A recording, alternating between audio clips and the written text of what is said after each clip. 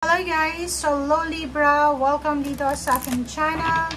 Kapalaran na 888 Libra. Alamin natin kung anong messages, vibration, gabay energy para sa lahat. Ito ay general reading.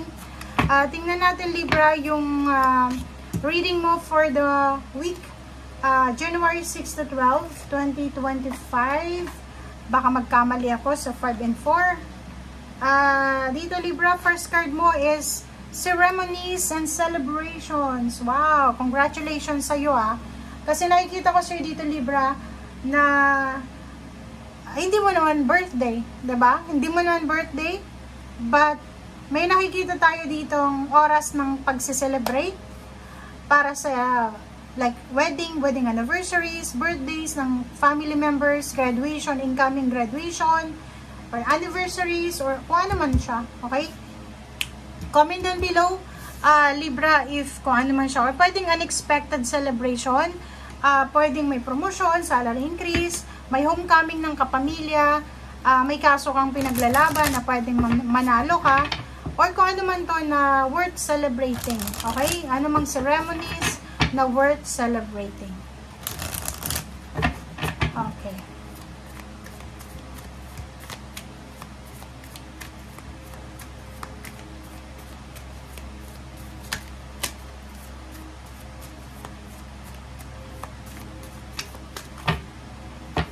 Okay.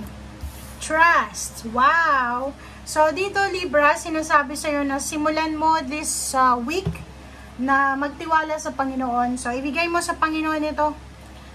Sinasabi diyan sa'yo ng barahan na everything happens for a reason. Ang nangyayari dito sa mundo, wala tayong control. So, kung ano lang yung kaya mo as a human being, yun lang yung kailangan mo, yung obligations mo. As long as na ginagawa mo yung obligasyon mo bilang isang tao, isang human being, pagiging makatao, hanggang doon na lang. So, dito sinasabi, trust the universe, trust the divine, ng mga uncontrollable na bagay-bagay dito sa mundo. Okay? Para hindi ka masyadong ma-stress.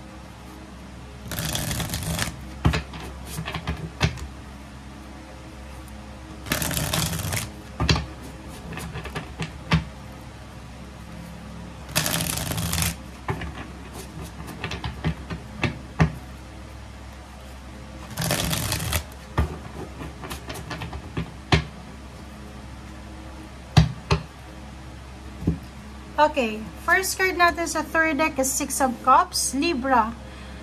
Wow! Iko-congratulate kita Libra kasi isa sa posibleng isa-celebrate mo is mga homecoming dito. Like may kapamilya ka, kaibigan, karelasyon, na siguro malayo yung distansya sa'yo.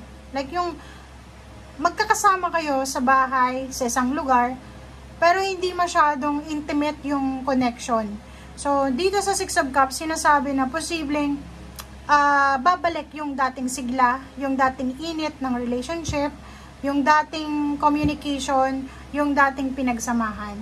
Okay?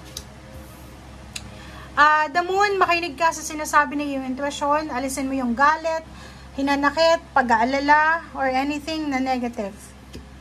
Eight of Swords, yung Eight of Swords dito is restrictions, any negativity. So, sinasabi sa'yo dito ng baraha na lahat ng mga pinagdaanan mo sa 2024, 23, 22, 21, dekada, mga 3 decades na, 2 decades, 1 decade, parang ganyan. Sinasabi sa'yo dito, ano ang stagnation nito ay posibleng may rason. Okay? May rason ang lahat, so hindi ka dapat nag-aalala. 8 of Coins, 88, so sinasabi ng baraha sa'yo dito, siguro sa nakaraang taon, taghirap ka sa pera. Financially, masyadong matumal, masyadong masikip, masyadong hindi maganda yung flow ng money, yung financial sa buhay mo. But kung makikita mo dito, sinasabi ng baraha sa'yo na makakaalis ka, makakawala ka sa stagnation. Sa usaping pera, kung halimbawa wala kang trabaho last year, ngayong taong ito ay posibleng siswertehin ka sa paghahanap ng trabaho, o sa trabahong mapapasukan mo, 'di ba? Sinasabi sa'yo dito ng baraha na from rags to riches, from loneliness to happiness, from empty to full, parang ganon. So, financially, magiging sobrang strong ka this year. Starting this week, ay kita ko wala kang masyadong concern sa usaping pera. Three of Swords, and then 6 of Wands. So, same din dito, oh, 'di ba? Parang sinasabi na galing ka sa hirap, galing ka sa sakit, hopelessness, helplessness, lahat ay posibleng mapapalitan to ng success, ng recognition, ng award, ng money, 'di ba? Yung sama ng loob mo, yung galit mo, yung luha na iniluha mo, yung lahat ng mga 3 of Swords dito, yung 8 of Swords and then 3 of Swords na naranasan mo sa buhay, yung takot mo, alam mo yon, yung hindi ka makatulog ng maayos sa 2024, ay posibleng mawala yan. Okay? Starting this January 6 to 12 or the whole year ng 2025, lahat ng negative na to ay posibleng mapapalitan siya ng strength, ng good health, good karma, 'di ba? Ng 6 of Wands, ng success, ng recognition.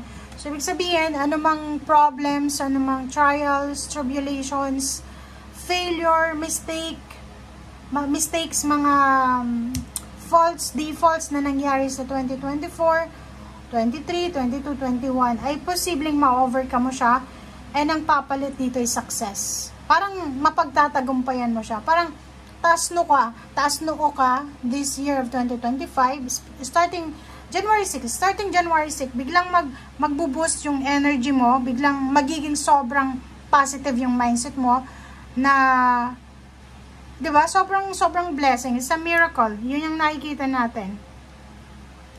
Di ba, oh?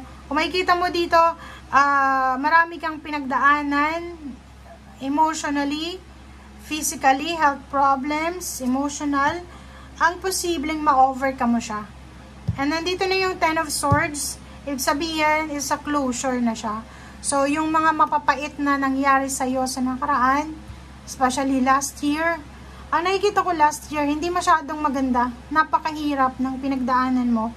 Dumaan ka talaga sa butas ng karayom, dumaan ka sa sakit, sa pagiging hopeless and helpless.